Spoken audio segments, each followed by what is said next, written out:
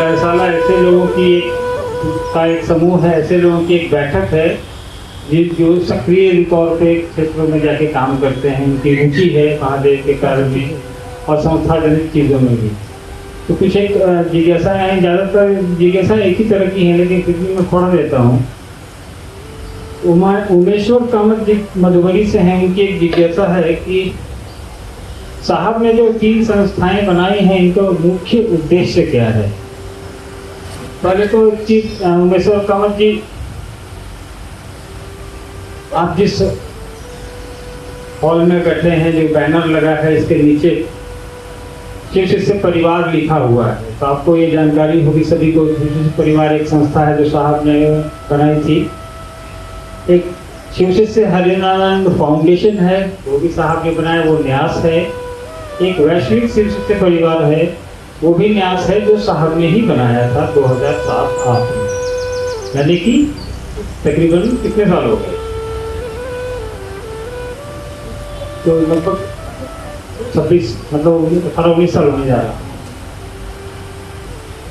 तो इन तीनों संस्थाओं को साहब ने जिस उद्देश्य से बनाया, वो उद्देश्य आपको दिख रहा है। आप यहाँ उसी संस्था के बैनर तले बैठे हैं, उसी संस्था में आपने सहयोग किया है। शायद उसी संस्था के बैनर तले साहब के समय भी आप करते थे सहयोग, साहब के समय जब साहब शरीर में थे। तो संस्था एक भारत सरकार या राज्य सरकार, इसके अधीन काम करने वाला एक संगठन होता है, जिसको भारत सरकार या राज्य सरकार अपने अंदर रजिस्टर्ड करती है। ये भारत सरकार का नियम है कि कोई भी समूह अगर संगठित रूप से कहीं काम करता है, एक जगह इकट्ठा होकर काम करता है, या उसकी संख्या बड़ी हो जाती है, या किसी विशेष उद्देश्य के लिए काम करता है, तो उसको भारत सरकार के अंदर उसको रजिस्टर्ड कराना पड़ता है। क्योंकि आप इस समूह के रूप में आप काम करेंगे तो कानूनी अड़चन का आपको सामना करना पड़ेगा। देखिए कि उदाहरण मैं देता हूँ आपको। आपने आज यहाँ सहयोग दिया, आपको सहयोग की रसीद मिली, सबको मिली है रसीद? मिली है। तो आपको जो रसीद मिली है, यानी कि आपका पैसा भारत सरकार की नजर में है। आपका पैसा चित्तानंद की जेब में गया है, न किसी भी वैसे व्यक्ति के जेब में गया है जिसने आपको वो रसीद दी है। उस पैसे का जो यहाँ खर्च हो रहा है, अगर इसके बाद बचता है, तो जिस संस्था का आपने सहयोग किया है उसकी रसीद है आपके पास, उस संस्था में जमा हो जाता है। अगर राशि बचती है तो उसका हिसाब प्रत्येक वर्ष भारत सरकार के आयकर विभाग को जाता है। वो वेबसाइट पे रहता है, आपकी संस्था का वेबसाइट भी है, आप हर साल उस पर जाके देख सकते हैं कि इस साल इस संस्था को कितने पैसे आए, कितने पैसे इसने खर्च किए और कहाँ कहाँ किए, है ना। कोई भी आदमी देख सकता है। आपको जो रसीद मिली होगी उसमें भी वेबसाइट एड्रेस लिखा हुआ होगा। तो ये इसलिए होता है, संस्था वो साहब एक सरकारी अधिकारी थे, प्रशासनिक अधिकारी थे, उनको नियम कानून का ज्ञान था, इसलिए भी उन्होंने किया कि एक संगठन को चलाने के लिए संस्था या न्यास की आवश्यकता कानूनी रूप से है। और संस्था और न्यास का सिर्फ एक काम शिव के स्वरूप को स्थापित करना ही नहीं है, जनमानस में शिव के प्रति जागरण पैदा करना। जनमानस के प्रति जो आपका दायित्व है, आपका शिव गुरु कार्य के अलावा भी अन्य दायित्व है। आप किसी भूखे को देखते हैं, आप खाना खिलाते हैं, आपके घर के अगल बगल को परेशान दिखता है, उसकी मदद करते हैं, तो ये जन सरोकार से संबंधित काम है, हर आदमी करता है। लेकिन समूह के रूप में आप काम करते हैं तो आपको वो सरकार को बताना पड़ता है कि आज हमने फलाना गांव में 100 गरीबों के बीच कंबल बांटे। उसके लिए आपको संबंधित इलाके में जाके नियम का परमिशन लेना पड़ता है। कई लोग कहेंगे परमिशन लेने की जरूरत नहीं पड़ती है, ऐसा नहीं है। जब भी आप ऐसा कुछ भी करेंगे तो परमिशन लेना पड़ता है। आप बांटने को नहीं कुछ बोलता है, मतलब कि ये नहीं कि आप सही हैं, मैंने अपराध कर दिया और बच गया, मतलब ये नहीं है कि कानून नहीं, कानून है। ये अलग बात है, कानून ने मुझको पकड़ा नहीं। तो सरकार के नियमों के अधीन काम करना है, इसीलिए साहब ने तीनों संस्थाएं बनाई। पारदर्शिता बनी रहे, इसीलिए साहब ने बनाई कि आपके पैसे का कोई व्यक्ति दुरुपयोग न करे। आपकी संस्था में तो आप सहयोग करते हैं, जो अन्य संस्था, जैसे मेरी संस्था मैं चलाता हूँ, उसमें सरकार सहयोग करती है। सरकार उसमें मुझको साल भर में करीब 100 से 150 करोड़ रुपया देती है। अब उसका मैं हिसाब नहीं रखूंगा तो सरकार तो मुझको जेल भेज देगी कि वो सरकार पैसा दे रही है, मुझको काम करने के लिए दे रही है। आपके पैसे का भी सरकार कहती है कि जनता का पैसा भी मेरा पैसा, इसलिए उससे अगर आप पैसा ले रहे हैं तो आपको उसका हिसाब मुझको देना पड़ेगा। तो आपका पैसा जो आप किसी भी संस्था में लेते हैं, संस्था वाला उसका हिसाब सरकार को देता ही देता है, वो अलग बात है। रही बात शिव के गुरु स्वरूप की व्याप्ति के निमित्त संस्था की क्या आवश्यकता है। दुनिया में कोई भी ऐसा समूह आध्यात्मिक या धार्मिक आप मुझे बता दें जो बगैर संस्था या न्यास के चल रहा हो। कोई एक इस्कॉन, काशी विश्वनाथ मंदिर, अयोध्या मंदिर, आपके गांव का जो बड़ा मंदिर होगा सिंहेश्वर मंदिर, सहरसा से लोग आए, मधेपुरा से ट्रस्ट होगा, उसमें जो भी बड़े मंदिर होते हैं, बड़े धार्मिक समूह होते हैं, वो सरकार के अधीन रजिस्टर्ड होते हैं। और ये कंपल्सरी साहब ने इसलिए कराया कि नियमानुसार काम हो, पारदर्शिता बनी रहे, कोई न कोई जिम्मेवारी दे। साहब ये जानते थे कि मेरा शरीर है, मैं हर साल आजीवन हजारों साल तक धरती पर नहीं रहूँगा, मेरे बाद इस व्यवस्था को कौन चलाएगा। उसके लिए एक व्यवस्था की जरूरत होती है। आज आप यहाँ बैठे हैं, साहब ने अगर संस्था नहीं बनाई होती तो ये व्यवस्था कौन कर रहा होता। ये संस्था है तो व्यवस्था हो रही है, आप लोग इकट्ठा हो रहे हैं, यहाँ बैठ रहे हैं, आपके लिए व्यवस्था लोग गुरु भाई गुरु बहन मिल के कर रहे हैं, जो संस्था से जुड़े हुए हैं, जो मुख्यालय जो साहब ने बनाया है उससे जुड़े हुए। तो न्यास और संस्था की ये भी उपयोगिता है। इसमें आपको अगर कोई समझ में नहीं आ रहा हो तो आप पूछिए, माइक में भेजूंगा, मैं उत्तर दूंगा। समय कम है लेकिन फिर भी मैं दूंगा। किसी के पास कोई सवाल हो न्यास और संस्था से संबंधित हो या कुछ समझ में नहीं आया हो तो भी पूछिए मेरे से। है कोई सवाल? एक और इसी में एक मुनेश्वर जी का सवाल है कि हमारी संस्था द्वारा राष्ट्र हित में यदि कोई कार्य किया गया या किया जा रहा है तो बताने की कृपा की जाए।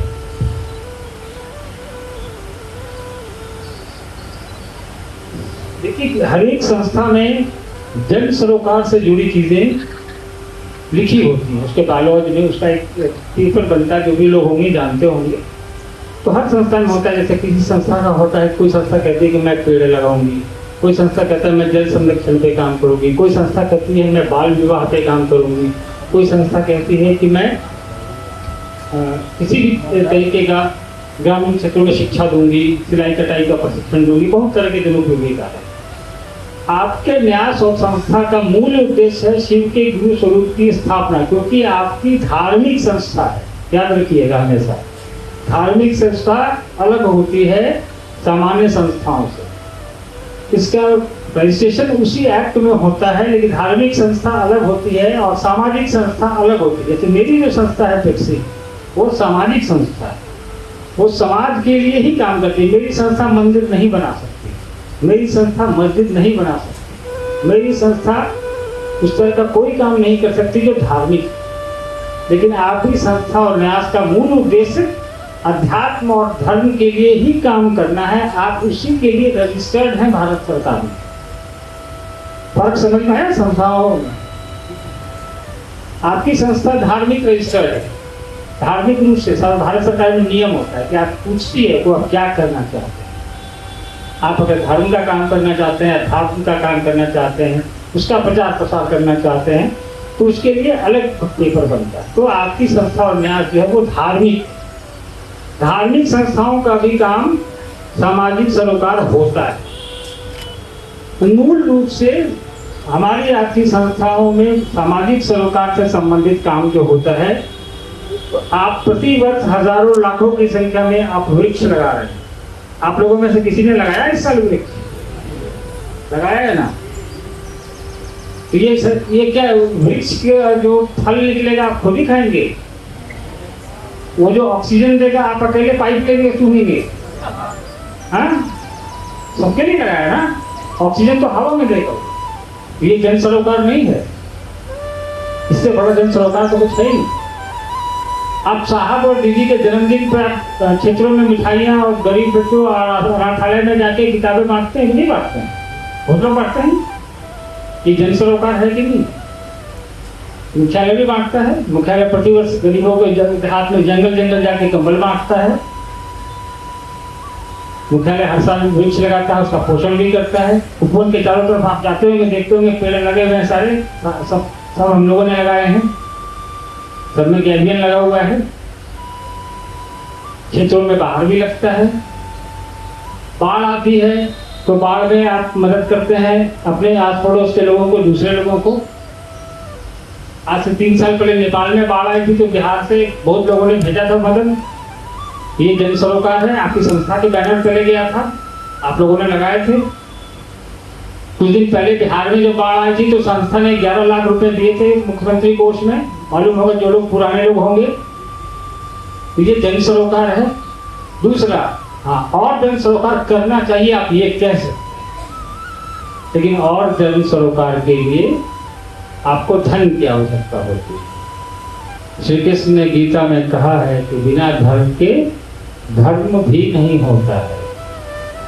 आप यहाँ आए हैं ना, आपने यहाँ सहयोग दिया, उसके अलावा आपको आने जाने में कम से कम 2000-3000 रुपये लगे होंगे, लगे कि नहीं लगे?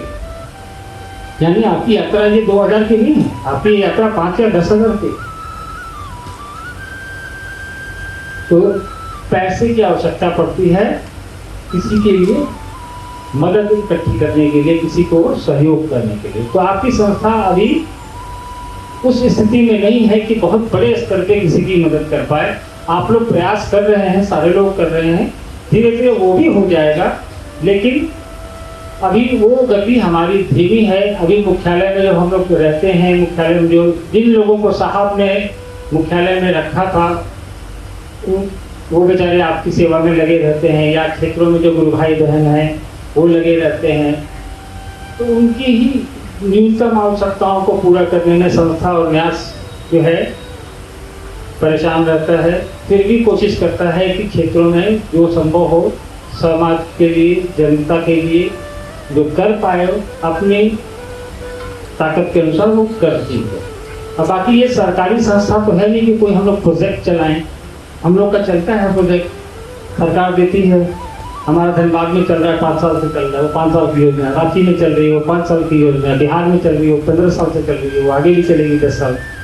तो असम में चल रही है, वो 3 साल की योजना है। आपकी कोई योजना इस तरह की जन सरोकार की नहीं होती। हम लोग परिस्थिति जन्य काम करते हैं, क्योंकि धार्मिक संस्था है। कई बार सवाल आता है, आपने गरीब बेटियों की शादी क्यों नहीं कराई? हमने बोला संस्था ही गरीब है, अपनी शादी नहीं करा पा रहा है, बेटियों की कहाँ से कराएगा? तो संस्था को मजबूत करिए, न्यास को मजबूत करिए, तब उससे उम्मीद करिए। तुम आप लोग से उम्मीद करेंगे कि आप क्षेत्रों में जाइए। ये आपकी बनाई संस्था है, साहब ने बनाई। कोई अतीत आनंद अभी जेल से लेके नहीं आए थे, या बरखा जी या कोई आप ही नहीं लेके आए थे। साहब ने बनाया, साहब ने ही चलाया, आज भी वही चला रहे हैं। हम और आप तो माध्यम है, मोहरा है।